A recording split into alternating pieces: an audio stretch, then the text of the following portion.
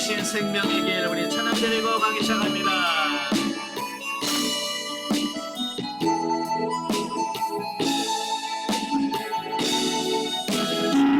이신 생명의 길 나 주님과 함께 난 마음을 드리며 주님 앞에 나가리 그로 위를 쓰며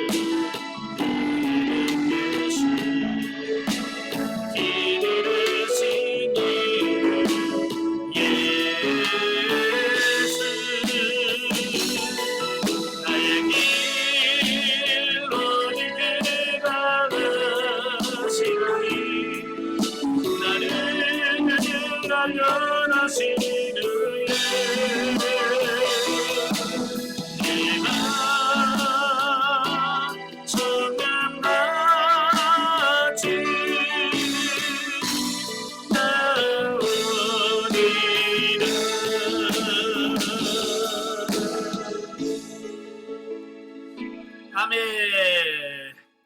기도하겠습니다. 은혜로우신 아버지 감사합니다. 오늘도 우리를 사랑하셔서 귀한 시간 허락해 주시고 그리스도인과 자아라고 하는 시간, 두 번째 시간 맡게 하셔서 감사합니다. 오늘도 영적 지각을 열어주셔서 오늘 강의 내용들이 알아져지고 깨달아지는 역사가 있도록 주님 도와주옵소서. 시종을 주님께 맡겨오며 예수님의 이름으로 감사하며 기도합나이다. 아멘.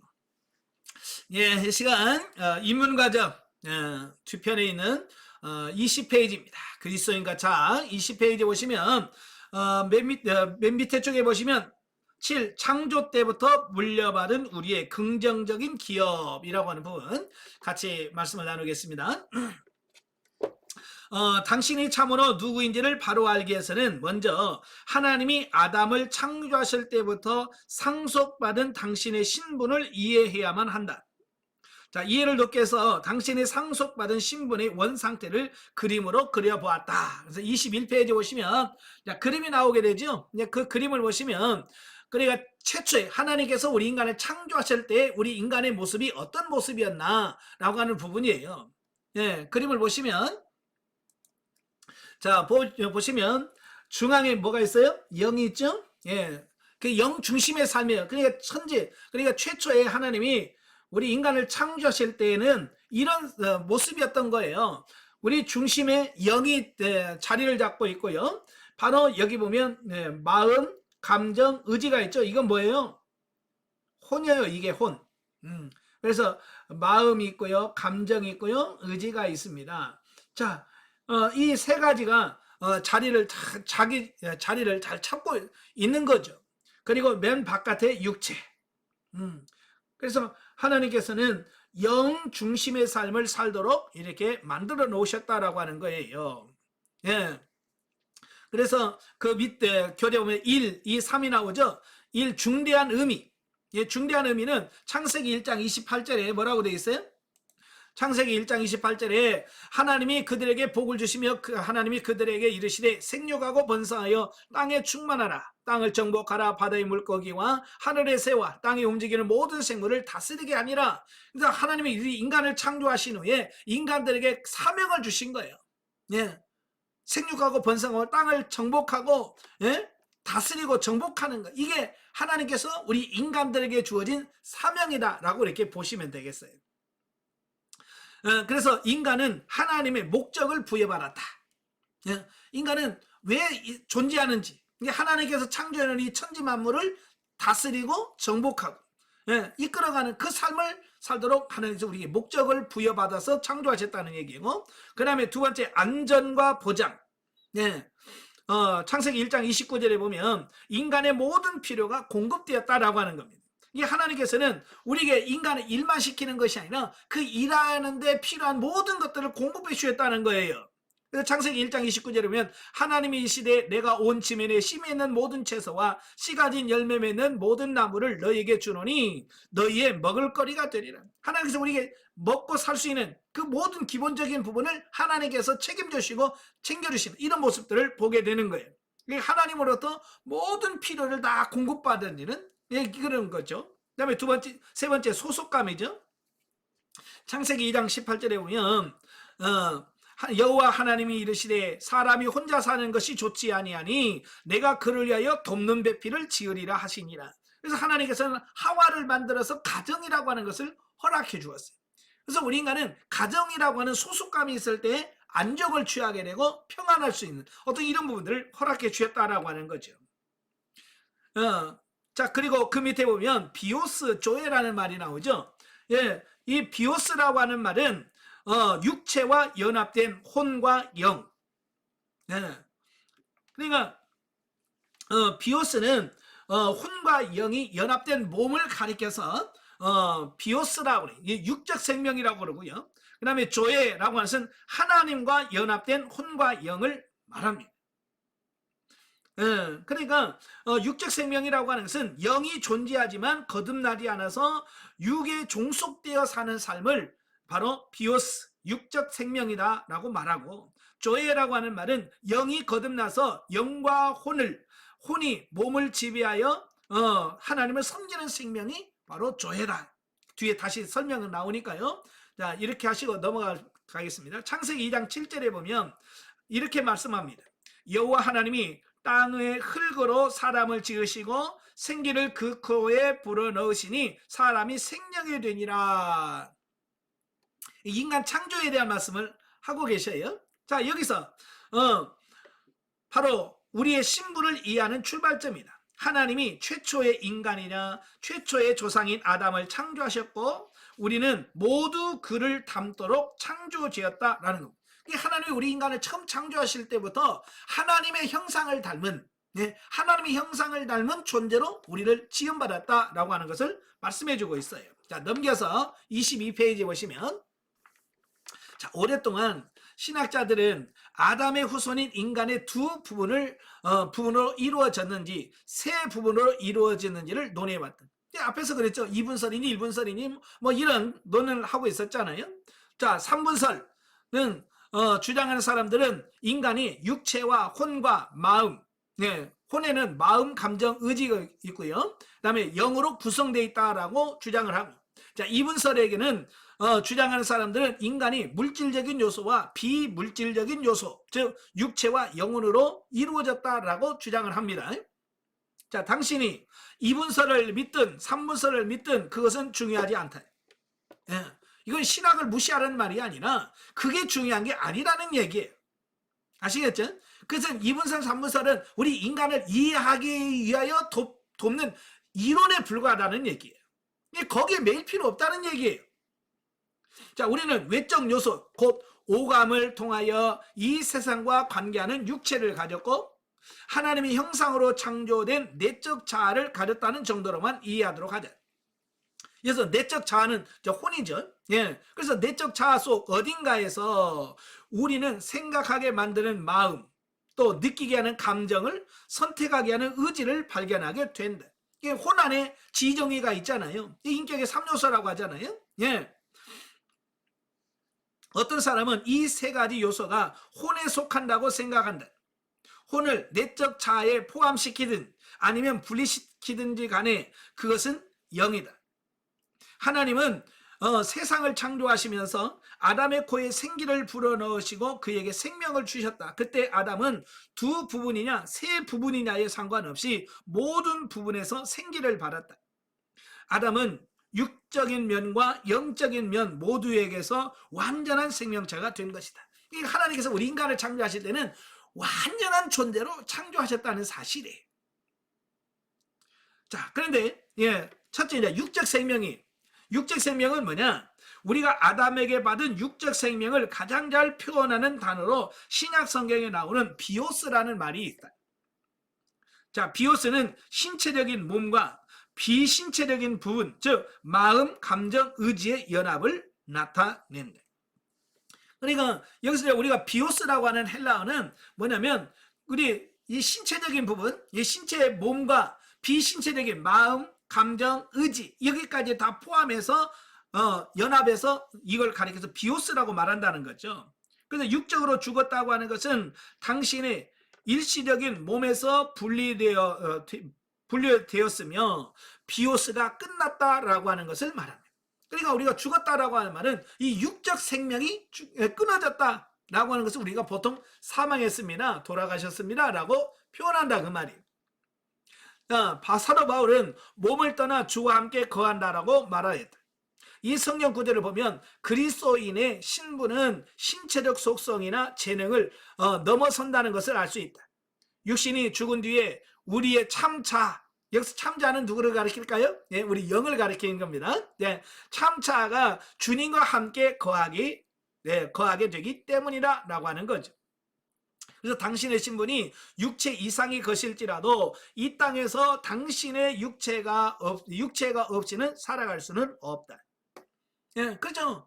우리가 이 땅에서 산다고 하는 말은 육체가 있다는 거고, 육체가 살아 있어야 우리가 살아갈 수 있는 이런 부분이 될 수 있는 거죠. 육이 없으면 더 이상 우리의 영이 이 땅에서 존재할 수가 없는 거예요. 그래서 당신의 비물질적인 자아는 영인데 그 육체적인 자아가 필요하며, 또 육체적인 자아는 비물질적인 영 부분이 함께 해야 한다. 그래서 이 비우스가 가능하려면 두 부분 모두가 필요하기 때문이라고 하는 겁니다. 다시 말하면 우리 사람은 영과 혼과 몸, 이 세 가지가 완전하게 갖추어졌을 때 비로소 살아있는 사람, 생명을 소유하고 있는 어떤 이런 부분이 될 수 있다라고 하는 거예요. 그러니까 영, 혼, 몸 중에 뭐 하나 빠지면 이건 사람이 아니죠, 그죠? 영이 없으면 뭐가 돼? 영이 없으면 시신이잖아요, 그죠? 우리 몸에서 영이 떠나면 그건 시신이라고 그러지 사람이라고 안 해요. 몸이 없으면 뭐가 돼요? 영이 되는 거죠. 옛날 우리 선조들은 몸이 없는 그 영을 뭐라고 해서 귀신이라고 그랬어요. 그래서 옛날에 전설의 고향 보면 하얀 옷 입고 피 줄줄 흘리면서 이 하고 나오잖아요.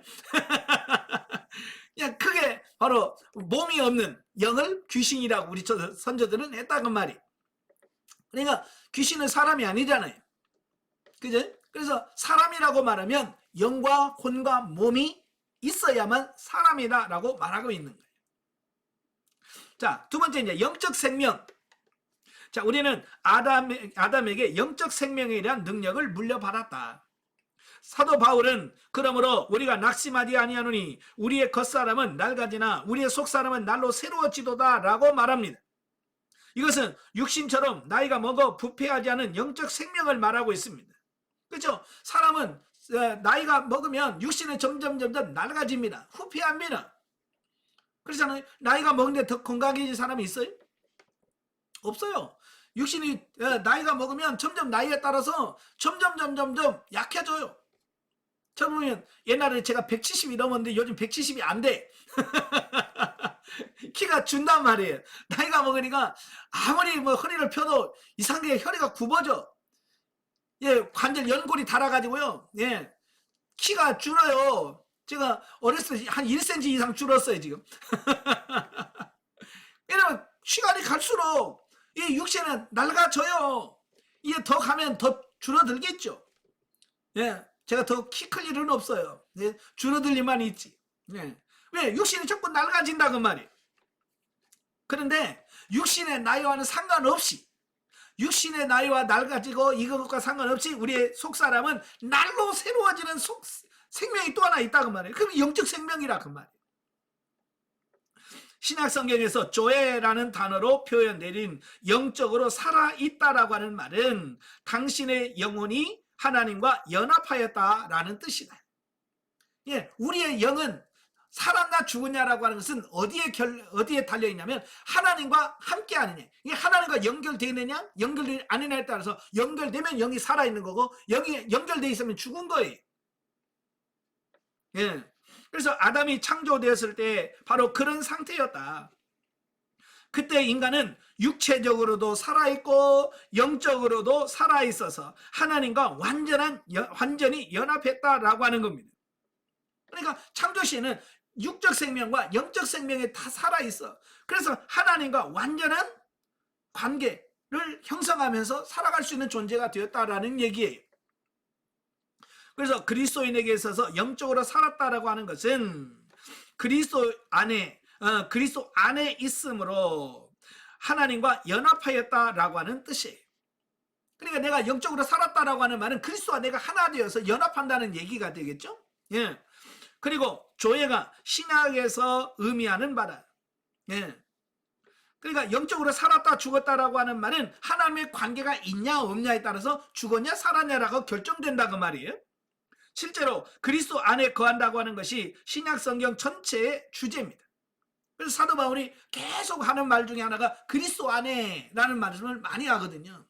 예, 그리스도 안에 살았 아담처럼 우리도 하나님과 연합하도록 창조되었다. 그러나 아담이 범죄한 후 하나님과 그의 연합은 깨어지고 말았다. 예, 그러니까 이 모든 관계가 깨진 것은 이 타락, 범죄부터 시작이 되어지는 거예요.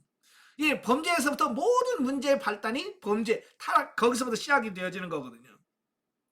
자, 그 깨어진 관계를 회복하는 것이 하나님의 영원한 계획이며 창조했을 때의 상태로 다시 연합하는 것이 하나님이 뜻이다. 네, 그래서 우리가 하나님과 연합이 깨진 상태를 하나님 다시금 회복시키려고 하는 것이 하나님의 계획이고 하나님의 뜻이란 말이에요. 그걸 이루어가는 과정을 우리가 구속사라고 표현하고 있는 겁니다. 자, 우리가 그리스도 안에서 발견하는 하나님과 회복된 연합이 우리의 신분의 본질이다라는 겁니다. 자, 거기 밑에 표가 나오죠? 자, 표를 보면 육적 생명과 영적 생명에 대한 비교가 나와요. 예. 자, 표를 보시면 육적 생명과 영적 생명의 비교를 보게 되어지는데요. 자, 육적 생명을 뭐라고 그랬어요? 비오스라고 그랬죠? 비오스. 예, 육적 생명을 비오스라고 그래요. 자, 영적 생명을 조에라고 한다고 그랬죠? 자, 수명을 보면 육적인 생명은 시편 90편에 보면 모세가 그러잖아요. 우리의 연수가 70이요 강건하면 80일지라도 그랬죠? 우리 육신의 수명은 70년에서 80년이 요즘에는 좀 많이 늘어났죠? 요즘 몇 세라고 그래요? 그냥 100세 인생이라고 그러잖아요. 지금도 잘 살면 육신적으로 100세까지 살 수 있어요. 그래도 어쨌든 한계가 있어요. 그죠? 뭐 120년을 살면 130년 언제는 죽어. 이게 한계를 갖고 있다고 말이에요. 그러나 이 영적 생명은 영원하다고 말이에요. 예. 제가 주일학교 갔을 때 그 주일학교 애들이 저한테 질문을 던졌어요. 목사님, 왜 하나님 몇 살이에요?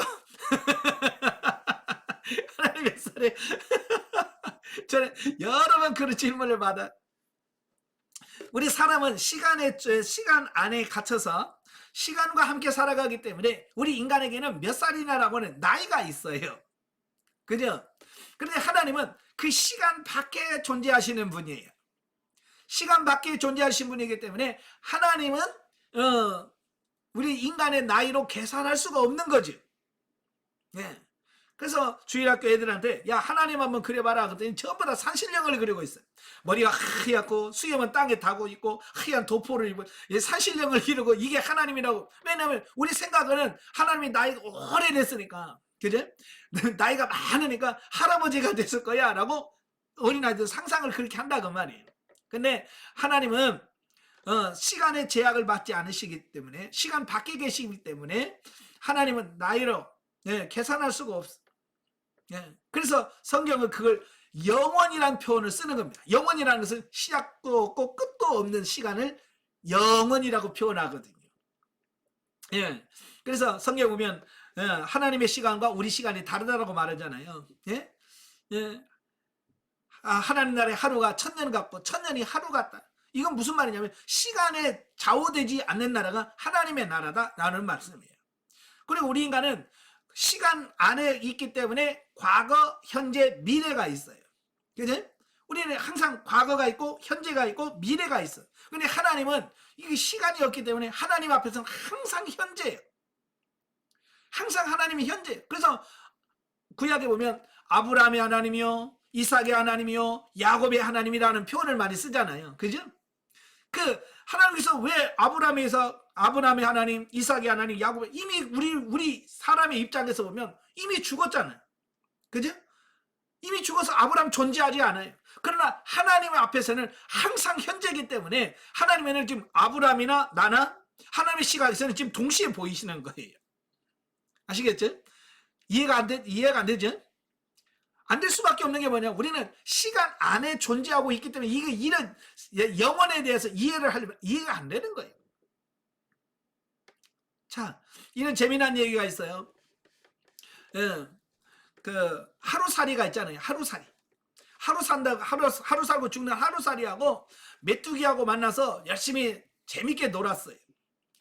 정말 신나게 놀고 이래 해가 지려고 하니까 메뚜기가 하루살이한테 그래. 야, 하루살이야, 오늘 너무 재밌어서 우리 내일 만나자. 그래. 내일 만나서 재밌게 놀자. 그래요. 근데 하루살이는 내일은 몰라. 내일을 왜 맨날 하루밖에 못 살기 때문에 하루살이는 내일이라는 시간이 없어요. 그러니까 메뚜기가 내일 보자라고 하는 말은 이 하루살이는 이해를 못 하는 거예요. 그 다음날 메뚜기하고 개구리하고 만나서 또 메뚜기하고 개구리하고 신나게 놀았어요. 신나게 놀다 보니 가을이 됐네요. 가을이 되니까 개구리가 뭐라고 하냐? 아우 춥다. 이제 잠자고 내년에 보자. 그래 메뚜기한테. 그래 메뚜기는 한철이잖아요. 그러니까 메뚜기는 한철밖에 못 살아. 그러니까 내년이라는 것을 메뚜기는 이해를 못 하는 거예요. 예. 마찬가지예요. 우리 인생은 영원히 살지 못하는 한계를 갖고 있기 때문에 그 한계 속에 갇힌 인간은 영원을 이해할 수가 없죠. 어쨌든 하나님은 영적 생명은 영원한 거다. 그 다음에 지수가 나오죠. 지수.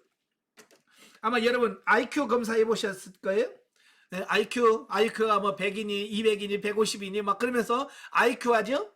자, EQ 감성지수라고 그러잖아요. 감성지수가 높은 사람이 있고 낮은 사람이 있어요. 그래서 감성지수가 높으신 분들은 뭐만 봐도 너무 좋다 그러면 뭐 감동을 많이 해요. 근데 감성지수가 낮은 사람은 꽃이 이쁘다 그러면 이쁘네. 예, 감성지수가 낮으니까 그 감성적인 부분에 약해. 자, 반면에 조의 영적 생명에는 SQ가 있습니다. 영적 지수라고 그래요. 그래서 영성 지수라고 그래서 영성 지수가 높은 사람들은 하나님에 대하여 빨리 느끼고 하나님 느끼려는 이게 커요. 넓어요. 예, 하나님 임재를 느끼고 하나님 음성을 잘 듣고 이게 영성 지수가 높기 때문에 그런 거예요. 근데 이게 낮은 사람은 하나님 음성 들으라고 그래도 하나님 음성도 못 듣고, 예? 하나님을 경험하라고 하나님 왜 이 지수가 낮기 때문에 그렇습니다. 좀 영성 지수를 좀 높이시길 바래요. 예. 그다음에 제임스 패커는 이 육적 생명을 자연적 본능이라고 표현을 했고, 예, 영적 생명을 영적 본능이라고 이렇게 표현을 했습니다. 그리고 마음, 감정, 의지가 있다. 예. 그리고 영적 생명은 오성과 의지가 있다라고 표현했고요. 닐 앤더슨은 뭐라고 말하냐면 육적 생명에는 아버지가 있는데 이건 육신의 아버지다. 육신은 육적 아버지를 통해서 육적 생명은 전수받는다라고 하는 거예요. 그러나 영적 생명에는 영의 아버지가 있다. 하나님이 바로 우리의 영의 아버지다라고 하는 이렇게 육적 생명과 영적 생명에 대한 비교를 정확하게 하고 있습니다. 이거 뭐 어렵지 않으니까 이거 뭐 이해하시게 될 거고요. 자, 그 밑에 보시면 8. 타락으로 인한 우리의 부정적인 기억. 아까 말했죠. 이 타락이 모든 문제의 원인이면서 근원이다. 예, 이 타락의 문제가 제일 중요한 거예요. 예, 불행하게도 에덴 동산에서 평화스러운 무대는 산산이 깨어지고 말았다. 창세기 3장에 보면 죄 때문에 하나님의 관계가 단절된 아담과 하와의 슬픈 이야기가 나온다. 인간의 타락은 인류는 물론 다른 모든 피조물에게도 즉각적으로 영향을 끼쳤다라는 것. 그러니까 인간이 범죄하면 그냥 단순히 인간만 피해를 본 게 아니라 이 세상에, 왜냐하면 이 인간은 모든 피조물의 대표거든요. 그러니까 이 모든 피조물의 대표인 인간이 타락을 하니까 그 밑에 있는 모든 자연계 피조물이 다 타락을 하게 되고 같이 악영향을 볼 수밖에 없다는 사실. 그래서 로마서에 보면 뭐라고 말하냐면 모든 피조물이 예수님의 오심을 사모한다 그랬어요. 예수 믿는 저와 여러분만 예수님 오심을 사모하는 게 아니고 이 피조물들, 자연 모든 만물들, 이 피조물들이 다 뭐냐면 다 예수님의 재림을 사모한다 그랬어요. 아마 지금 저 사파리나 어디 저기 무슨 아프리카 그런 데 가서 지금 사자나 여러 동물들이 살잖아요. 거기면 사자는 좋겠다라고 할 수 있겠지만 사자도 그 먹고 살기가 얼마나 힘들어요. 그 동물의 왕국 봐요. 굶어 죽는 사자가 있고 그 짐승 갖다가 짐승한테 도리어 찔려갖고 상처받은 이런 사자도 있고요. 그 사자가 뭐라고 해서 아이고 사자도 살기 힘들다 그럴 거 아니에요. 그 사자가 이렇게 쫓기는 사슴이나 이런 것도 아이고 세상 살기 힘드네 그럴 거 아니에요. 그러면서 그들이 뭐예요? 사자는 짐승을 쫓으면서 아이고 주님 빨리 와야 되는데 그러고 사슴은 도망가면서 아이고 주님 빨리 와야 되는데 모든 피조물들이 주님의 재림을 사모하는 거예요. 왜? 인간의 범죄로 인하여 피조세계가 다 그런 영향을 받았기 때문이라는 거예요. 그 제일 먼저 나온 게 뭐냐? 25페이지에 오시면 영적 죽음이 찾아요. 영적 죽음. 타락 때문에 아담과 하와에게 영적으로 어떤 일이 일어났는가? 하나님과 연합된 관계가 깨어지고 하나님에게서 분리되었다라는 겁니다. 그래서 영적 사망, 영적 죽음이라고 하는 부분은 하나님과 관계가 끊어진, 단절되어진 것을 영적으로 죽었다, 사망했다라고 표현하는 거거든요. 그래서 하나님께서 그들에게 특별히 말씀하셨다. 선악을 알게 하는 나무의 열매는 먹지 말라. 내가 먹는 날에는 반드시 죽으리라. 이걸 행위 언약이라고 그런다고 그랬어요. 예, 선악을 알게 하는 열매를 먹느냐 먹지 않느냐라고 하는 그것을 기준으로 해서 언약을 맺었다라고 해서 행위 언약이라고 표현한다고 말이에요. 자, 그런데 아담과 하와는 그 실과를 먹었어요. 그리고 끝내 죽었습니다. 근데 문제는 아담이 죽었는데 실제로 아담은 살아있더라는 거예요. 그죠? 하나님 뭐라고 했어요? 이 선악을 알게 하는 열매를 먹는 날은 반드시 죽으리라 그랬는데 아담이 죽었어요? 안 죽었어요? 그 뒤로도 900년 이상을 살았어요. 예. 그래서 아담이 930살까지 살아요. 그렇게나 오래 산다고 말이에요. 그러니까 이게 뭐가 죽은 거야? 죽는다고 그래? 안 죽었네? 라고 하는 그런 부분이에요. 자, 여기서 그가 육체적으로 죽었는가? 아니다. 육체적 죽음은 조금씩 진행되었다. 그들은 수백 년을 더 살았습니다. 그러나 이때 그들의 조회는 파괴됐다. 예, 그때 선악과를 따먹는 순간 뭐가 죽었다고요? 조회, 영적 생명이 죽은 거예요. 육적 생명은 살아 있었지만 영적 생명은 그때 죽었다 그 말이에요. 그들은 하나님 앞에 추방당했다. 하나님은 그들을 에덴 동산에서 쫓아내시고 그룹과 두루도는 화영검을 두어 에덴 동산으로 다시 돌아오지 못하게 하셨다. 예, 제가 주일학교를 하는데 주일학교 애들이 그래요. 에덴 동산이 어디 있어요? 라고 묻더라고요. 그래서 지금은 에덴 동산의 정확한 위치를 찾을 수 없다. 제가 그랬어요. 왜요? 그래서 노아 홍수 이후에 지각 변동이 일어나가지고 지각 변동이 일어나서 사실은 에덴 동산이 정확하게 어디 있는지 아무도 알 수가 없어요.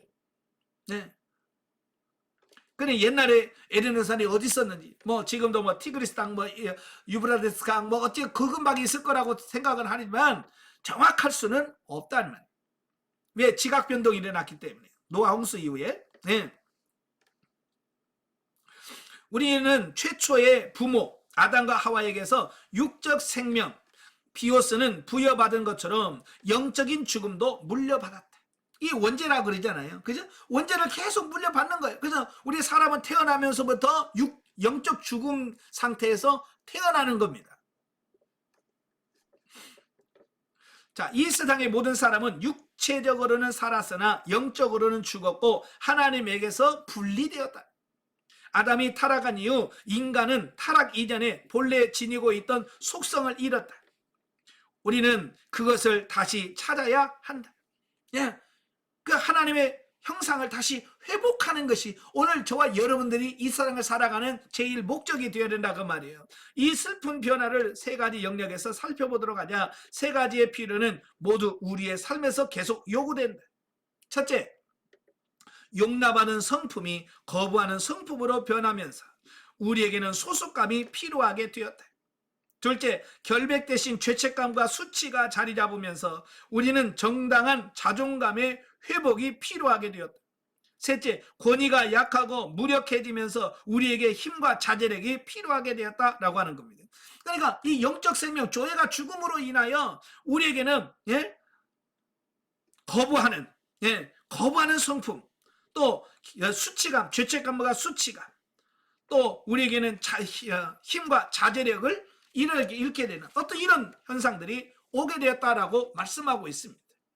자, 그래 넘겨서 26페이지 보시면 자, 그림이 나오잖아요. 네. 이건 뭐냐? 타락 이후, 범죄하고 타락한 이후에 우리의 모습을 보게 됩니다. 네. 자, 보면 가운데 영이 있죠? 영이 있는데 뭐라고 했어요? 영적 죽음. 이 영이 있지만 기능을 상실한 거예요. 영이 기능을 상실하니까 사실은 이 영에서 마음을 주장을 하고 마음이 감정을 주관하고 마음이 의지를 동원해서 100% 하나님 말씀에 순종하는 게 이게 창세 때 범죄하기 이전에 우리의 모습이었거든요. 근데 영이 죽으니까 여기서 영에서 마음으로 전달된 이게 정상적으로 이게 작동을 안 하는 게 되어지는 거예요. 예. 이게 작용을 안 하니까 자, 이 마음에는 뭐가 되냐? 하나님에 대한 지식을 상실했어요. 이 우리 지성 속에는 하나님에 대한 지식이 없어. 사라졌어요. 대신 많은 사람들이 여기다가 뭘 해요? 우상을 만들어서 섬기는 죄를 짓는다 그 말이에요. 왜? 영을 통해서 하나님을 알아야 되는데 영이 죽으니까 그 기능을 못하는 거예요. 그리고 마음이 이 감정을 지배하고 해야 되는데 감정을 다스리지 못하는 거예요. 그래서 지배적인 부정적인 감정이 들어오게 되는 거예요. 예. 자, 그 다음에 그래서 이게 혼이 육체를 제대로 지배를 해야 되는데 이걸 제대로 이 지배를 하지 못해요. 그래서 나중에 나오니라마는 온갖 육체적인 질병이라든지 이런 게 나오는 이유가 혼이 이걸 육체의 관리를 잘해야 돼. 이걸 못하니까 그러는 게 된다 그 말이죠. 자, 그림 보시면 거기에 보면 세 가지가 나오죠. 자, 1. 거절당함. 예.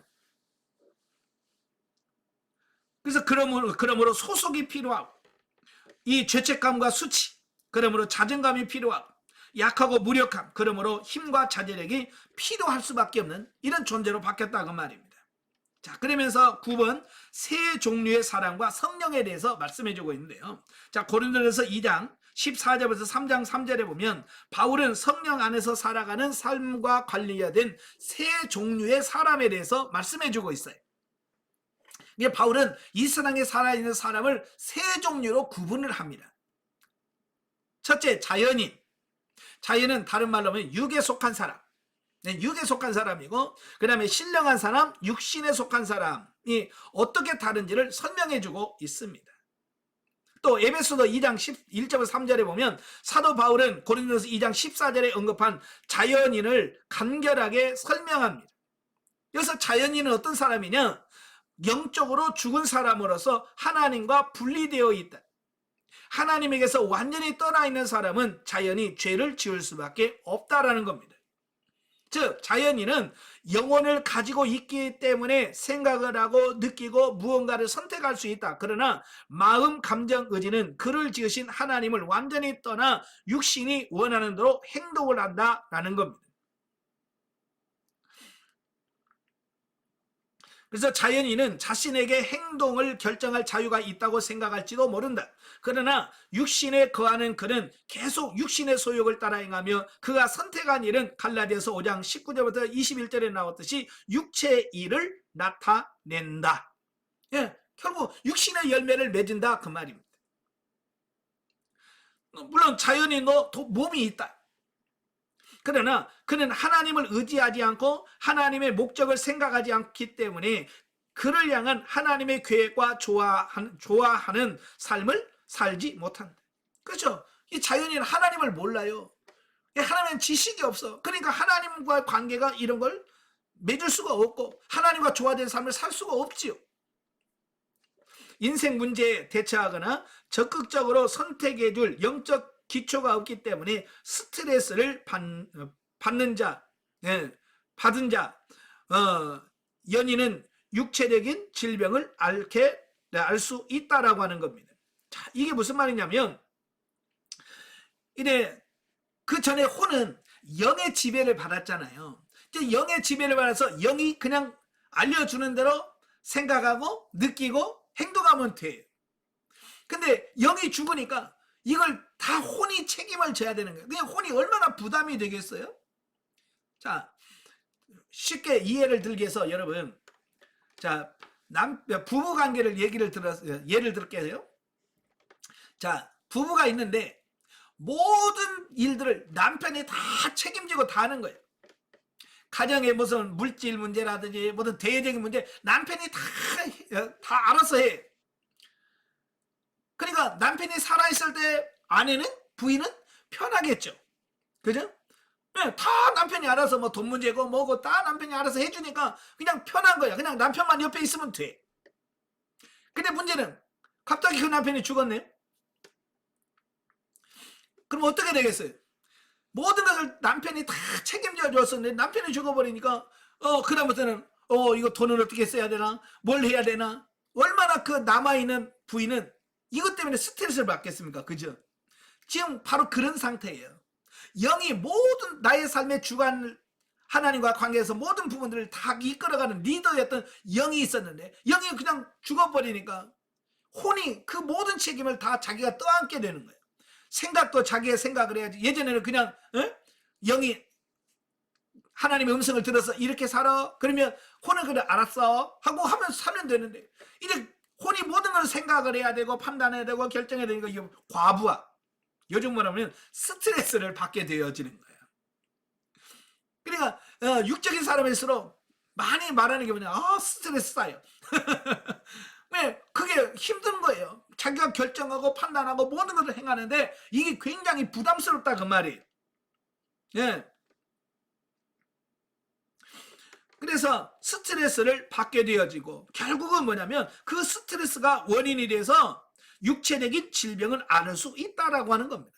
그래서 현대인들의 엄청난 질병들이 많이 늘어나는 이유가 뭐예요? 예, 스트레스예요.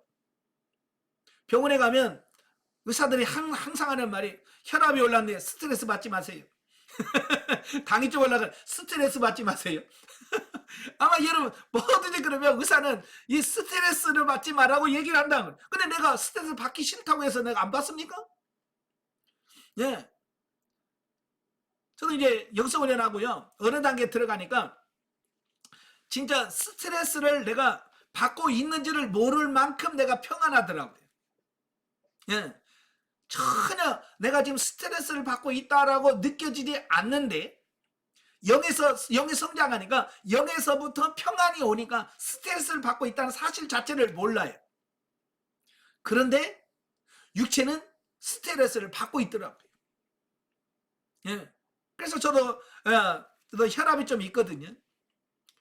예. 그래서 가면 혈압 재면서 스트레스 혈압이 좀 많이 올랐는데요. 스트레스 많이 받나 봐요? 그래. 아니요, 나는 평안한데요. 난 너무 행복합니다. 근데 혈압이 올라가 있다고 말이에요. 이게 뭐냐면 영은 평안을 누리는데 육신은 스트레스를 받는다고 말이에요. 그죠? 그래서 영이 성장하신 분들은 자기가 본인이 나는 스트레스가 아무것도 없어요 라고 말을 하지만 몸은 스트레스를 받고 있어요. 그래서 이걸 잘 이해를 하셔야 돼요. 이걸 이해를 못 하신 분들이 많이 있어요. 그냥 마음이 평안하면 육신도 평안한 줄 알아요. 그런데 그렇지 않을 수 있다는 거예요. 영은 평안하지만 육신은 스트레스를 받을 수 있다는 거예요. 아시겠죠? 네. 그래서 의사는 육체적인 질병이 대부분 정신적인 문제와 관계되어 있다는 데 동의합니다. 평안한 마음을 갖는 것과 하나님의 존재를 확신하는 것은 육신의 건강에 중요한 영향을 끼친다라고 하는 겁니다. 예, 그래서 예수 믿는 사람들이 치매에 덜 걸리죠? 왜요? 스트레스를 그만큼 덜 받는 거예요.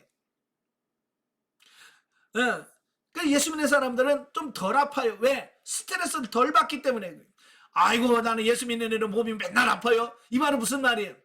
네, 믿음이 없다는 얘기고요. 스트레스를 그만큼 많이 받고 있다는 얘기거든요.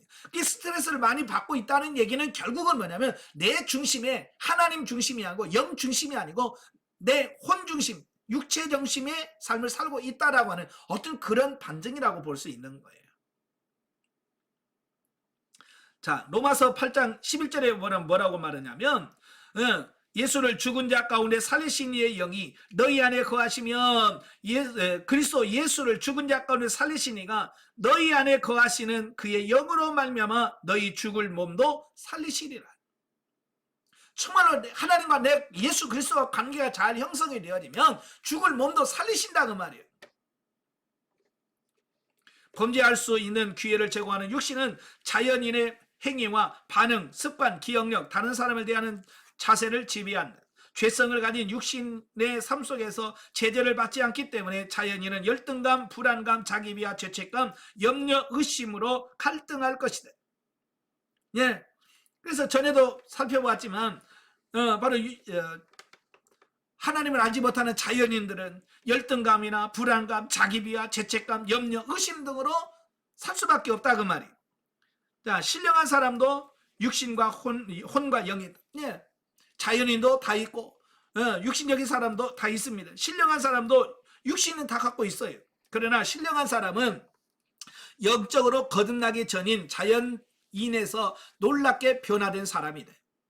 거듭난 순간 그 영은 하나님과 연합하게 된다. 이걸 중생 거듭남이라고 하잖아요. 자, 이 연합으로 영적 생명은 죄를 용서받고 하나님의 가족이 되며 그 자신의 개인적인 가치를 깨닫게 된다. 예. 아, 내가 하나님의 자녀였구나. 하나님 나라의 왕이었구나. 이걸 인식을 한다 그 말이에요. 그래서 신령한 사람의 혼은 영적으로 거듭나서 변화가 된다. 이 사람은 육신이 아닌 성령에게서 원동력을 얻는다. 그의 마음엔 새롭게 변화된다. 그의 감정은 혼란 대신에 평화와 기쁨이 넘친다. 그는 육신을 쫓아 살지 않고 성령을 쫓아 살아간다. 그가 성령 안에 살 때 삶의 성령의 열매를 맺게 된다. 예, 우리 영혼이 거듭나고 중생을 하게 되면 우리 안에 성령이 거하시게 되고 성령을 따라 행함으로 우리가 우리의 삶 속에서 영적 성령의 열매를 맺게 된다 그 말이에요. 그러니까 그렇게 살다 보니까 자연적으로 몸도 변화가 된다 그 말이에요. 그래서 그 몸은 성령이 거하시는 곳이며 하나님께 예배하고 하나님을 섬기는 거룩한 산제물이 되는 것이다. 하나님을 의지하지 않고 살던 육신은 이 신령한 사람 안에도 있다. 그러나 그는 자신의 죄에 대하여 죽은 자로 여기며 육신과 육신의 정욕을 날마다 십자가에 못 박는다. 이 모든 사실이 참으로 놀랍군요. 그런데 나는 그리스도인이면서 여전히 문제를 안고 있습니다. 내가 영적으로 살았다는 것은 저도 알고 있습니다. 그러나 때때로 내 마음은 잘못된 생각으로 가득 찹니다. 종종 나는 성령의 열매 대신 육신을 쫓고 잘못된 행동을 합니다. 또 때로는 육신의 것을 십자가에 못 박는 대신 그 육신의 욕망을 받아들입니다 라고 당신은 말할지도 모릅니다. 예, 지금 여러분들이 하고 싶은 이야기 다 하고 있잖아요. 그죠? 나는 근데 왜 안 사라져요? 나는 왜 이렇게 변화가 안 돼요? 라고 말을 하잖아요. 예. 예, 신령한 사람들에 대한 묘사는 이상적인 것이다. 우리 모두 그렇게 성장해야 하는 영적 성숙의 본이라는 뜻이다. 하나님은 우리가 그분의 말씀 안에서 개인적으로 신령한 사람의 요소를 체험하도록 모든 영적 요소를 우리에게 알려주셨다. 그러나 우리는 대부분 영적 성숙의 정상과 육신적인 행위의 밑바닥 사이에 살고 있다. 그러나 성령의 인도하심을 따라 살 때 이상적인 본을 향하여 성숙과 성화를 이루어진다는 것은 확실하다. 예, 성경에서 우리가 어떻게 영중심의 삶을 살면 되는가 이걸 다 말씀함에도 불구하고 우리는 여전히 그렇게 사라지지 않는다 그 말이에요. 그죠? 그럼 불가능한가? 아니란 말이에요. 가능하다 그 말입니다. 예, 그래서 하나님께서 오늘날도 우리가 신령한 사람이 되는 것을 목적으로 저와 여러분을 훈련하시고 이끌어가고 계신다 그 말입니다. 자, 육신에 속한 사람이 사람의 영이 신령한 사람의 영과 근본적으로 똑같다는 사실에 유의해라. 육신에 속한 사람은 그리스도 안에서 영적으로 살아있고 하나님에게 의롭다 일컬음을 받았다. 그러나 그는 신령한 사람처럼 성령의 인도를 받는 대신에 육신의 충동에 따른다. 그러니까 육신에 속한 사람도 거듭났고요. 신령한 사람도 거듭났어요. 근데 문제는 뭐냐? 신령한 사람은 성령을 따라 사는 사람을 신령한 사람이라고 그러고, 거듭났지만 여전히 육신을 따라 사는 사람을 우리가 육신에 속한 사람이다 라고 표현한다 그 말이에요. 그 결과 그의 마음은 육신에 속한 생각에 사로잡히고, 그의 감정은 부정적인 느낌 때문에 괴로워한다. 그리고 성령을 따라 살면서 성령의 열매를 맺고 싶어 해도 그는 육신을 따라 제멋대로 죄악된 행동을 합니다. 그래서 성령의 열매가 안 맺히는 게 아니라 육신의 열매를 맺고 산다 그 말입니다. 그러니까 예수를 믿는다고 하면서도, 영성훈련 받는다고 하면서 삶의 변화가 안 되는 이유는 우리가 성령을 따라 행해야 되는데 성령을 따라 해가지고 육신을 따라 행하기 때문에 그렇다 그 말이에요. 그래서 우리가 구원을 받되 부끄러운 구원을 받. 부끄러운 구원은 뭐예요? 하나님에 가서 상급이 없는 구원을 말합니다. 저와 여러분이 부끄러운 구원 받지 말고 영광스러운 영광의 구원을 받는 여러분 되시길 바랍니다. 아시겠죠? 예, 그럼 신령한 사람으로 빨리 가야 돼. 예, 육신적인 그리스도인에서 신령한 사람으로 바꿔지셔야 돼. 그의 몸은 끔찍하게 황폐해진 하나님의 성전이다. 예. 그러니까 구약에도 성전이 있었잖아요. 솔로몬이 지은 성전이 있었는데 그 성전이 항상 깨끗하게 되어 있지는 않아요. 그 유다의 왕들이 하나님 앞에 바로 서 있으면 그들은 무너진 성전을 수축하고 정말 그 성전에서 하나님께 제사하는 삶이 돼요. 그러나 이 잘못된 왕, 예, 므낫세라든지 아하스라든지 이런 왕들이 등장을 하게 되면 이 성전 안에다가 어떻게 해요? 성전 안에다 우상을 세우고 우상에다 제단을 세우고 그래서 성전을 더럽히는 겁니다. 그래서 결국은 솔로몬의 성전이 무너진 이유도 그 유다의 왕들이 바르게 신앙생활하지 못하고 성전을 황폐시켰기 때문이다라고 말씀하고 있거든요. 때때로 그는 하나님의 창조하신 원리대로 행하지 않기 때문에 자연인과 똑같은 증상을 보인다. 예, 그러니까 육신적인 그리스도인들은 어쩔 때는 신앙인 같은데 사는 걸 보면 육신적인 사람하고 똑같이 사는 거예요. 제가 가끔 그러잖아요. 뭐 주일날 성경책 끼고 교회 가는 것 빼고는 다 똑같다. 변화가 없는 사람을 육신적인 그리스도인이라고 그러는 거예요. 이 사람은 하나님께 예배드리는 산제사로 자신의 몸을 드리는 것이 아니라 죄에 찌든 육신의 변덕에 따라 육신이 원하는 것을 따른다. 육신을 십자가에 못 박는 대신에 육신에게 양보하기 때문에 열등감, 불안, 자기비하, 죄책감, 염려, 의심의 노예가 된다. 예, 그래서 삶에 보면 자연인이나 똑같은 결과를 가져오게 된다 그 말이에요. 그래서 의로운 하나님의 자녀들이 육신에 속하여 살아가는 비그리스도인과 마찬가지로 이와 같은 육신적인 문제 때문에 괴로워하고 있었다. 많은 성도가 아직도 그리스도 안에서 자신의 신분을 혼동하고 그 신분에 맞게 살지 못하고 있다. 우리가 그리스도 안에서 누구인지 확실한 신념을 갖고 있지 못하기 때문에 행위에서도 갈등하고 있다라는 겁니다. 그래서 저와 여러분이 신령한 사람으로 확신을 갖고 사는 여러분 되시기를 바랍니다. 자, 50페이지 보시면 자, 표가 나오죠. 성령을 쫓아 사는 삶. 예. 신령한 자는 모든 것을 판단하나 자기는 아무에게도 판단하지 아니하니라 라고 하는 말씀이 있잖아요. 예. 자, 그 말씀을 보면서 성령을 쫓아 사는 삶의 모습을 표로 보면, 자, 영이 하나님과 관계에서 살아 있잖아요. 예, 영이 살아 있어요. 그 영이 하나님의 뜻을 깨달아서 특별히 마음, 지성이라고 그러죠. 지성에다가 이 뜻을 전합니다. 그러면 이 마음에서 판단해서 감정으로 느끼도록 만들고 의지로 순종하게 만들어요. 그래서 이게 평안한 상태에서 이걸 몸 육체에다가 하면 영, 혼, 몸 전체가 하나님이 기뻐하시는 삶을 살아드릴 수 있는 이런 삶이 된다 그 말입니다. 자, 그 밑에 보면 설명이 잘 나와 있어요. 자, 몸은 하나님의 성전이 되고 하나님이 기뻐하시는 거룩한 산제사로 드려라.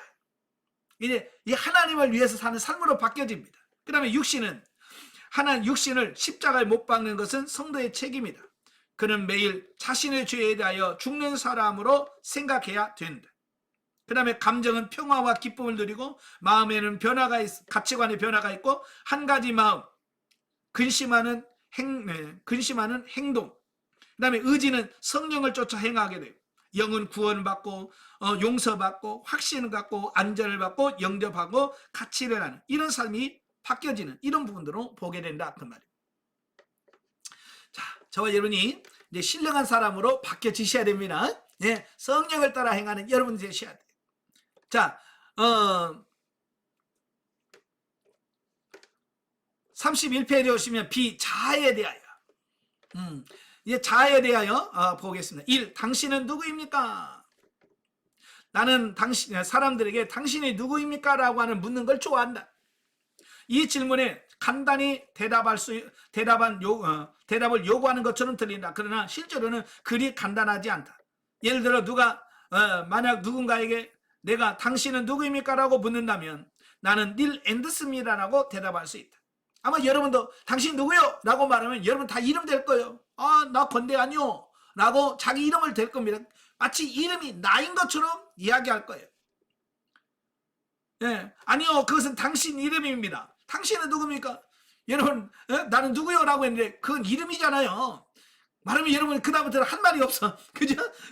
왜냐면 지금까지 내 이름이 난 줄 알고 살았거든요. 근데 그 이름이 나는 아니잖아요. 그죠? 저희 부모님이 저를 권대안이라고 지었으니까 권대안이지. 만약에 저희 부모님이 개똥이라고 졌으면 나는 개똥인 줄 알고 개똥이라 살 거 아니에요. 그죠? 그러니까 이름은 나는 아니라 그 말이에요. 무슨 말 이해가 되시네? 예. 나는 신학 교수입니다. 아니요, 그건 당신 직업입니다. 그렇잖아요. 그러면 나는 미국 사람입니다. 그건 당신의 국적입니다. 나는 침례교원입니다. 그건 당신 교파입니다.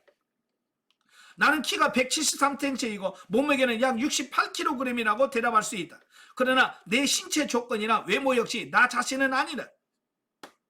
왜냐하면 외모가 나는 아닌 거예요. 왜냐하면 예를 들어서 내 팔이나 다리가 젖단되어서도 나일 수 있을까? 만약에 외모가 나라면 사고를 해서 한쪽 팔을 잃으면 내가 아니네요. 예? 그럽니까? 아니잖아요. 내가 사고를 당해서 내 사지가 절단돼서 몸만 남아있다 할지도 여전히 나예요. 그렇잖아요. 만일 내가 당신에게 심장이나 신장, 간을 이식받았다면 그래도 나일 수 있을까? 물론이다. 내가 누구인가는 겉으로 보이는 것보다 훨씬 많은 의미가 있다. 그러니까 당신 누구요? 라고 물으면 우리는 사실 난감한 거예요. 에? 그렇잖아요. 여러분도 당신 누구요? 라고 물은다면 여러분 뭐라고 대답할 거예요? 아마 여러분 여기서 닐 앤더슨이 말한 것처럼 나 이름이 누구요? 그 이름이잖아요. 나 무슨 교인인데 그건 당신 교회지. 당신 아니잖아요. 이렇게 말한다면 여러분 글쎄 뭐라고 대답하겠어요? 그래서 바울처럼 그러므로 우리가 이제부터는 어떤 사람도 육신을 따라 알지 아니하노라. 우리가 보통 나를 이해할 때 육신으로 이해한다 그 말이에요. 그래서 성이 뭐고 이름이 뭐고 어디 학교 출신이고 교파가 어디 파고 이게 다 자기인 줄 알고 산다 그 말이에요. 그러나 이건 육체로 아는 거예요. 그러나 우리는 자기 자신이나 다른 사람을 겉모습, 겉모습이라고 해봐야 키가 크냐 작냐 뚱뚱하냐 날씬하냐 이런 것들이죠. 그 다음에 또 판단하거나 직업, 배관공이냐 목수냐 간호사냐 엔지니어냐 비서냐 라는 등으로 판단을 하고 또 직업에 따라서 평가하는 경향이 있다.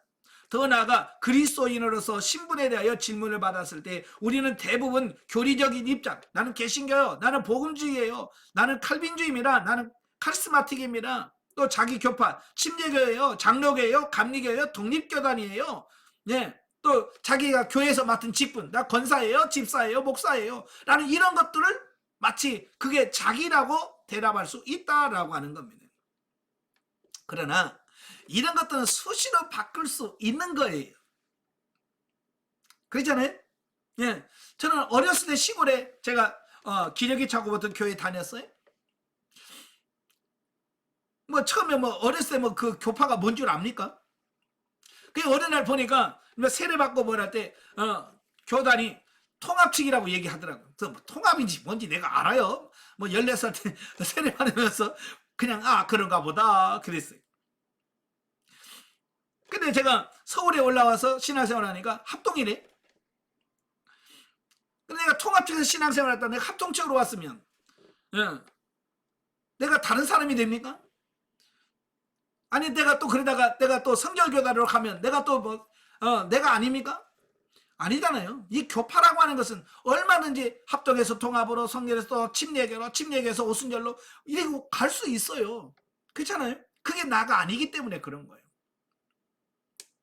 그러나 정말 당신이 누구인지 당신이 하는 일을 결정하며 당신의 직업이 당신이 누구인지를 결정하는가, 당신이 누구인지는 특별히 그것이 그리스도인의 성숙과 관계될 때 더욱 중요한 질문이다. 당신이 그리스도인으로서 성장하며 의미를 성취감을 누리며 살아가기 위해서는 기본적으로 당신이 누구인지를 이해해야만 한다. 구체적으로 그리스도 안에서 하나님의 자녀라는 정체성을 확인해야 하는 것이다. 자기 신분을 확인하는 것은 당신의 믿음과 그리스도인으로 취하는 행위의 절대적인 기준이 된다. 예, 사실은 내가 신앙생활에서 내가 누구인지를 정확하게 알고 신앙생활을 할 수 있는 이런 사람이 돼야 됩니다. 예, 그래서 나는 하나님의 자녀요, 하나님 나라의 왕이요, 하나님의 거하시는 성전이요, 하나님께 신령한 제사를 드리는 제사장이요, 그리스도의 신부라고는 어떤 그런 확고부동한, 이건 변할 수가 없는 자는 이런 신분을 정확하게 이해하고 살아가는 것이 중요하다라는 거예요. 자, 이 자아의 정의. 네. 하나님의 첫 단계는 우리의 이제까지의 자아를 처리함으로써 새로운 관계를 맺는 일이다. 자, 정말 여러분이 이제 첫 단계가 뭐냐? 지금까지 나라고 생각했던 그 자아를 처리함으로써 하나님과 새로운 관계를 형성하는 겁니다. 이것이 뒤에 곧 좀 더 자세하게 설명될 것이다. 로마서 12장 1절에서 보듯이 우리는 산제사로서 우리의 삶을 드린다. 이 산제사는 구약시대에 제단 위에 올려진 양의 희생제사로 거슬러 올라간다. 예. 누군가가 그 양을 제단 위에 올려놓으면 양에게는 이제 선택의 권리가 없다. 그렇잖아요. 양이 제단 위에 딱 올려놓으면 그 양은 이제 선택할 수가 없어. 양이 제단 위에 묶여 있으므로 그 양은 제사장에게 전적으로 의탁되어 있다. 양이 제사장에게 오 제사장님 나에게 어떤 짓을 해도 좋지만 제발 제 목만은 자르지 말아주세요 라고 말할 수는 없다. 왜냐하면 지금 제사장이 하려고 마음먹은 것이 바로 그 양을 잡아서 각을 떠서 하나님께 제사를 드리는 거예요. 예. 그래서 그 양이 살고 죽는 것은 전적으로 제사장의 주권하에 놓여 있어요. 그러니까 양이 유보 조건을 내걸 수는 없다.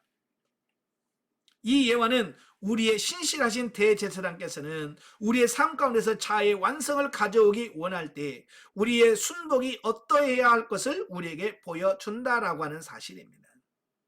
그러니까 저와 여러분이 완전하게 제단 위에 올려놓고 그냥 하나님께서 하시는 대로 내 자아를 그냥 쫙 내놓고 하나님 죽이든지 살리든지 구워 먹든지 볶아 먹든지 하나님께서 원하시는 대로 하세요 라고 우리 자신을 내어놓아야 되는 거예요. 근데 우리 자신을 그 하나님께 처리하도록 내려놔야 되는데 내려놓아요 안 내려놓는다 그 말이에요. 우리가 하나님 그거 손대지 말고요. 하나님 그거 만지지 말고요. 하나님 그거 손대지 마세요. 우리가 하나님께서 나를 잘 처리하려고 지금 여러 가지 환경을 통해서 우리 역사에 가는데 우리는 그걸 싫어. 그래서 나를 처리하라고 하는 이런 걸 안 하는 거예요. 그러니까 하나님 우리를 처리를 못 하시는 거예요. 우리가 신앙생활 한 지가 몇 년 됐습니까? 여러분? 예? 여러분 신앙생활은 몇 년 됐어요? 30년, 40년이 됐어. 근데 하나님이 날 잡아서 여러분 잡으려고 자아를 처리하려고 하면 여러분이 도망가 버려. 그죠? 환경을 다 만들어서 이거는 잡아야 되겠다. 그러면 도망가 버려. 교회에서도 그래. 교회에서도 교회 어떤 문제를 통해서 깨지게 만들려고 내 자아를 파쇄하려고 교회라 문제를 줘놓으면 옆 교회로 홀랑 도망가 버려. 그러니까 우리가 변화되고 새로워지고 자아가 깨질 이게 없어져 버리는 거예요. 빨리 여러분 순복하세요. 항복하고 주님 죽이든지 삶아든 그 하나님 마음대로 하세요라고 주님께 내 자아를 맡기는 이런 부분이 돼야 돼. 이러한 자아의 죽음 가운데서 우리는 예수 그리스도와 연합되는 진리를 체험하게 돼. 예, 이 자아가 죽어야만 그리스도와 하나 되는 이런 부분들이 체험이 되는 거예요. 그래 많은 사람들이 왜 나는 안 돼요? 내 죽어야 되네. 자아가 파쇄돼야 돼요. 자아가 죽어야 되네. 자아가 팔팔하게 살아있으니까 그리스도와 연합이 될 수가 없는 거예요. 오늘날도 우리가 자아가 죽어져야 되는데 자아가 안 죽으니까 그리스도와 하나 되고 그리스도와 연합되는 이게 안 나온다 그 말입니다. 죽어지셔야 돼요. 자, 첫 번째 항목으로 이야기한 구원 체험 때에 우리가 그리스도를 우리의 삶 가운데로 초청하면 그리스도께서 우리의 영 안에 들어오시게 된다. 그렇죠? 이걸 영접이라고 하잖아요. 주여 들어오십시오, 오십시오라고 영접하면 주님께서 우리 안에 영 안에 들어오십니다. 이것은 우리의 그림 오른쪽 아래 예수로 표시되어 있다. 그리스도께서 우리의 삶 속에서 계시지만 삶의 중심에 되지 못한 채 우리 안에 거하실 경우가 있다. 자, 그림 하나 보세요. 자, 그리스도와의 연합이. 자, 우리 영이 구원받았어요? 우리가 영이 구원받았다고 하는 말은 영 안에 누가 들어왔다는 얘기냐면 예수 그리스도가 우리의 영 안에 들어왔다는 얘기예요. 그죠? 예수 그리스도가 우리 영 안에 들어온 거 이걸 뭐라 그래요? 중생 또는 거듭남이라고 표현한다 그 말이에요. 예, 거듭나고 중생을 했어요. 근데 문제는 뭐냐? 예수가 지금 이 중앙 자아가 처리가 되어야 예수가 중앙에 오는데 예수는 지금 우리의 삶 저 구텅에 있던 모퉁이에 삶의 중심에 들어오지 못하고 모퉁이에 예수님이 있는 이런 모습이라 그 말이에요. 자, 비극적이지만 뭐라고 되어 있어요? 이것은 대다수의 그리스도인의 현실이다. 다 예수 믿는다고 그래요. 신앙생활 한다고 그래요. 나는 목사라, 나는 권사라, 나는 장로라고 얘기해요. 그러나 삶 속에서는 여전히 예수를 중심에 오지 못하고 저 마음 한쪽 구석에 살아가는 이런 삶을 본다 그 말이에요. 그러니까 예수 중심의 삶을 못 사는 이유예요. 자, 그러면 왜 그럴까? 왜 예수님이 우리의 삶의 중심에 와야 되는, 왜 예수님이 우리 삶의 중심에 못 들어오는가? 그 이유가 있을 거 아니에요. 실제로 사람들은 살아가기에 너무 바빠서 생활의 수레바퀴가 매우 빨리 돌아가기 때문에 그리스도께서 원심력에 의하여 생활의 한 모퉁이에 밀려나는 일이 많다라는 겁니다. 왜 예수님 우리 중심에 못 오냐? 우리가 너무 바쁘게 싸돌아다니는 거예요. 우리 삶에 너무 바쁜 거예요. 바쁘니까 주님이 내 안에 들어오실 수가 없는 거예요. 자, 여러분도 마찬가지. 자, 보세요. 자, 여러분이 교회 갑니다. 교회 가려고 할 때 주님이 뭐라 그래? 야, 교회 같이 좀 가자. 그러면 여러분 뭐라 그래? 바빠요. 나 지금 바쁘니까 나중에 얘기해요.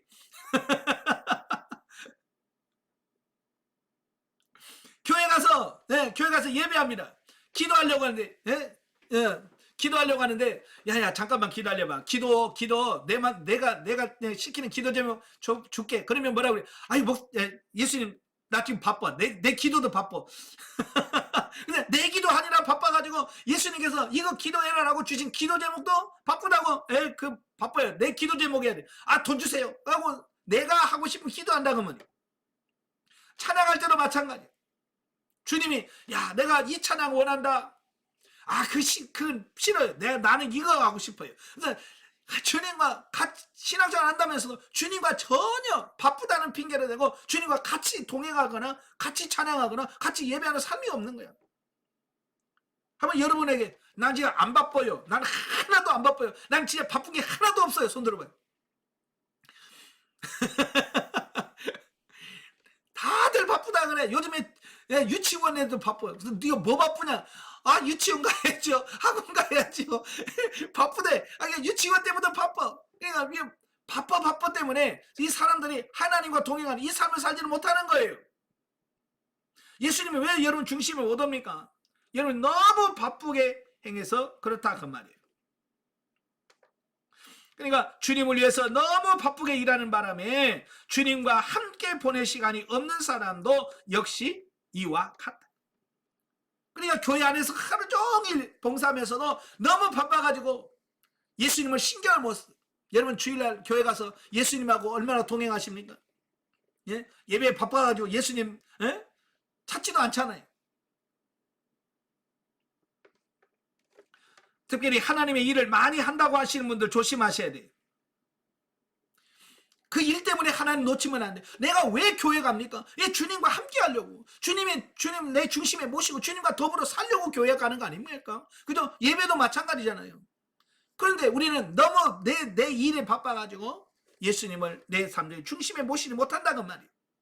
마치 여러분 그 세탁기 돌려보셨죠? 통돌이 돌려보신 분은 나중에 빨래 다 해가지고 이래 넣으려고 세탁기 여러분 빨래가 다 어디 붙어 있어요? 빨래가 어디 있어요? 중앙에 딱 모여 있던가요? 아니면 벽에 다 붙어 있던가요?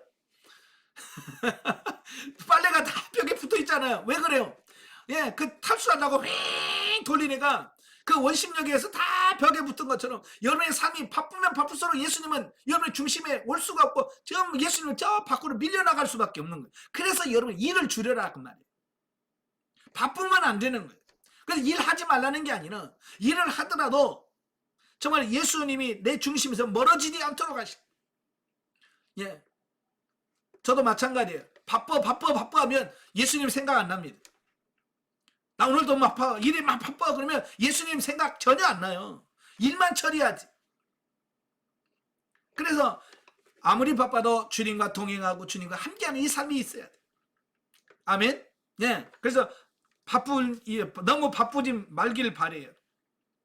자, 그 결과 그리스도께서 삶의 중심이 되지 못한다. 그러나 하나님께서 우리의 삶 가운데서 허락하시는 시험과 역경을 통해서 이 생활의 수레바퀴가 날카로운 소리를 내며 급히 정지하도록 허락하실 때도 있다. 예, 우리가 그리스도 중심으로 가야 되네. 너무 바빠서 예수님을 잊어버리고 예수님 중심을 안 살아. 그러니까 하나님께서 어떻게 해요? 수레바퀴를 바쁘게 사는 수레바퀴를 탁 멈추게 하시는 거예요. 여러분의 수레바퀴를 멈추게 하는 게 뭡니까? 예, 고난이에요. 고난을 통해서 여러분의 삶을 탁 멈춰버리게 하시는 거예요. 자, 여러분도 그러시잖아요. 바쁘게 막 살다가 여러분 아파봐요. 아파서 병원에 딱 누워 있어봐요. 그때서야 주님이 나와 만날 수 있는 시간이 돼요. 너무 바빴을 때는 예수님이 칭찬 왔어요. 근데 막상 아파서 아무것도 못하고 꼼짝 못하고 있을 때 그때 주님이 내 안에 중심에 들어올 수 있는 기회가 돼요. 왜? 멈춰 있으니까. 그래서 종종 하나님께서 우리에게 환난의 채찍을 통해서 우리를 멈추게 하시는 거예요. 어떤 때로는 육체의 질병으로, 때로는 환경의 변화로, 또 사업의 망함으로, 어떤 직장에서 갑자기 직장에서 쉬게 하심으로 이런 멈추는 작업을 하시는 거예요. 그건 뭐냐? 제발 좀 내가 좀 중심에 가자. 너 너무 바빠라고 하는 신호거든요. 너무 바쁘지 않기를 바래요. 그때서야 비로소 화살표가 나타난 바와 같이 그리스도께서 생활의 중심으로 움직일 수 있다라고 하는 거예요. 그러니까 이 말이에요. 보세요. 너무 바빠서 예수님이 저 모퉁이에 있는데 이제 멈추면 이 화살표가 돼 있잖아요. 멈추면 예수님이 쫑쫑쫑쫑쫑 해서 이 자아가 처리가 되고 예수님이 이 중심에 예수님이 오실 수 있게 되는 이런 부분들이 보게 돼요. 자, 그리스도께서 생활의 중심이 되지 못하면 다른 어떤 것이 우리 생활 중심에 온다. 즉 우리 생활의 원동력이 될 정도로 중요한 어떤 것이나 어떤 사람이 삶의 중심에 온다. 이게 중요한 게 뭐냐면, 자, 예수님이 만약에 여기 중심에 안 오면, 예수님이 여기 중심에 안 오면 그냥 비어있는 게 아니라 뭔가로 채운다 그 말이에요. 예수님이 중심에 안 오면 뭔가로 채워요. 이거 비어있으면 안 돼. 이걸 꼭 채워요. 그래서 여기 보면 어떤 것, 어떤 물건이 될 수도 있고 어떤 사람, 예, 이런 것들이 이 중심에 와요. 예, 그래서 예수님이 중심에 안 오면 어떤 연예안이라고, 막 사람 연예안이라고, 예? 거기다 모든 걸 다 쏟는 거예요. 자, 그 밑에 나오잖아요. 자, 예를 들면 원 속의 자아는 집이나 고양이 등 정말로 우리에게 행복을 가져다 주리라고 느끼는 어떤 것들을 의미한다. 네네. 바로 예수님이 중심이 안 들어오면 이 대신에 뭐가 들어올 수 있어? 어떤 사람은 집. 그러면 교회 다니는 맨날 집, 막 집이 몇 평이야 되고, 막 집, 아이고, 집을 사야 되는데, 막 집에 대해서 왜? 이 사람은 중심에는 뭐가 들어가 있어요? 집이라고 하는 게 들어가 있는 거예요. 그 다음에 고양이. 예, 요즘에 뭐, 애완묘, 애완견. 하여튼, 이 동물 기르는 거. 예, 동물 기르는 거 좋은 거예요? 나쁜 거예요? 저는 좋다고 봐요. 근데 문제는 뭐냐면, 동물을 기르는 것에서 지나쳐서, 그것 때문에 영적인 생활에 방해가 되는 경우가 많다 그 말이에요. 그래 예를 뭐 교회에서 보면 그래요. 아 집사님 전도 몇 시부터 몇 시까지 해야 되는데 개 때문에 안 돼요. 어떤 분은 고양이 밥 때문에 안 돼요. 이건 이미 뭐예요? 그 중심에 예수님이 중심이 아니고 이미 고양이나 개나 있던 이런 것들이 중심에 와버린. 처음에는 그게 그냥 취미로 했던 거예요. 취미가 어느 생활에 내 삶의 중심에 딱 들어와서 이게 예수님도 그 중앙에 못 들어오게 만드는 이런 경우도 있어요. 그러니까 취미생활 좋아요. 그렇지만 예수님보다 더 예수님의 중심의 자리에 들어오면 안 된다 그 말입니다. 아시겠죠? 예, 그래서 그 어떤 것들을 자꾸 추구하지만 결국 그런 것들을 통해서는 우리가 인생의 공허함을 해결할 수는 없어요. 물론 그때 당시는 거기다 뭐 신경 쓰고 거기다가 막 집중할 때는 뭔가 되는 것 같아. 그죠? 스트레스가 풀리고 그래요. 그러나 그것이 원래 예수님을 대신할 수는 없다라고 하는 사실입니다. 예. 자, 뿐만 아니라 뭐 어떤 부모, 그 자리엔 부모가 될 수도 있고 어떤 사람은 남편이 들어갈 수도 있고 어떤 사람은 아내가 들어갈 수도 있고 요즘엔 자녀들이 많이 들어갈 수 있어. 그죠? 모든 생활의 중심이 자녀. 그렇잖아요. 모든 생활의 계획을 다 자녀들에게 맞추는 이 부분은 뭐예요? 예수님 중심이 아니라 자녀 중심의 삶으로 바뀌어지는 거잖아요. 또 남자친구, 여자친구 뭐 여러 부분들이 다 그 속에 들어가 있다라고 보시면 되겠습니다. 네. 자, 35페이지 위에서 8번째 좀 보면 삶의 지향하는 중심이 성공일 수 있다. 어떤 물건이 아니라 내가 바라고 어떤 성공이라고 하는 것이 내 삶의 중심이 될 수 있어요. 그래서 막 성공이라고 하는 어떤 거기에 막 집중할 수 있어요. 그래서 사업하신 분들은 그래도 회장을 해봐야지. 또 사역자라면 그래도 큰 교회를 한번 목회는 해봐야지. 근데 평신도라면 그래도 장로는 돼야지. 뭐 이런 거 있잖아요. 그죠? 그걸 어쩌면 성공으로 이해를 하고 마치 그것이 전부인 양 그것을 하고 공부하는 사람은 공부 자리에 성공할 수 있죠. 뭐 좋은 것만 있는 게 아니에요. 나쁜 것도 있습니다. 그러니까 그리스도가 중심에 들어오지 않으면 그 중심에 어떤 다른 것들이 들어와서 내 생활을 끌어가게 돼 있더라라고 하는 사실이에요. 예, 그래서 이걸 얼마나 빨리 처리해야 되냐 이게 굉장히 중요한 거예요. 자, 밑에서 세 번째 줄 자는 주 예수 그리스도 밖에 있는 우리의 모든 상태 혹 성서의 말씀대로 육신이라고 정의할 수 있다. 자, 육신의 단어 플래시에서 H자를 빼고 거꾸로 하면 셀프, 자아가 된다. 이 자아는 개인의 독특한 특징인 심리적 자아, 즉 지정의로 이루어진 혼과 구별할 필요가 있다. 그러니까 자아와 혼은 다 육신에 속한 것이지만 자아와 혼은 다른 거예요. 그래서 혼은 그 자체가 독립적이며 태도와 행동 및 그들의 궁극적인 가치를 결정하는 혼의 힘을 공급하시는 것은 자아의 추진력이다라고 하는 겁니다. 그래서 자아가 생활의 중심에 있다고 하는 사실은 우리 자신이 생활을 지배하고 있거나 적어도 그렇게 하려고 노력하고 있음을 의미한다라고 하는 겁니다. 그러니까 그리스도가 내 삶의 중심이 돼서 나의 삶을 끌어가야 되는데 그러지 아니하고 내가 주인 되어서 살아가는 삶을 말합니다. 자, 예레미야 선지자는 뭐라고 말하냐면 여호와여 내가 알거니와 인생의 길이 자기에게 있지 아니하니 걸음을 지도함이 걷는 자에게 있지 아니함이니라 라고 말합니다. 자, 우리가 의지적으로 동의하기만 하면 하나님께서는 우리의 영을 지배하시고, 우리의 영은 우리의 혼을 지배하고, 우리의 혼은 우리의 몸을 지배하게끔 되어 있다. 이게 창조시의 인간이고요. 이게 정말 중요한 거예요. 자, 보세요. 하나님이 우리의 영을 지배하시고, 이걸 영의 구원이라고 표현합니다. 그 다음에 우리의 영이 혼을 지배한다. 이걸 혼의 구원이라고 표현합니다. 그 다음에 혼이 우리의 몸을 지배하게끔 돼. 이게 몸의 구원이라고 표현하고 있어요. 이게 케네스 해긴이 말한 인간의 세 가지 본성에서 나오는 그 구원에 대해서 말씀을 하고 있는 거예요. 자, 이렇게 되려면 무엇보다도 그리스도를 총사령부에 계셔야 한다.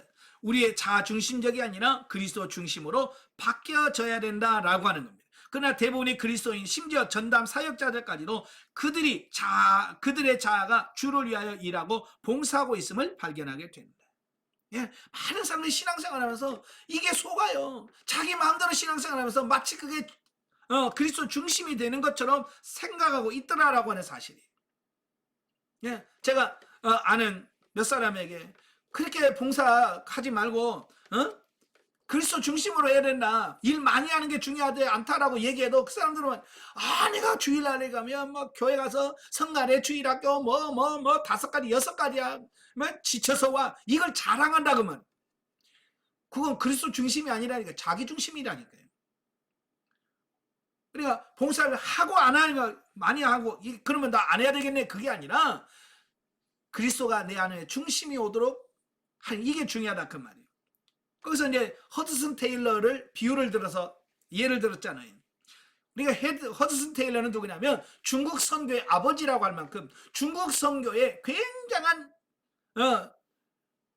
역할을 했던 분이 누구냐, 허드슨 테일러예요.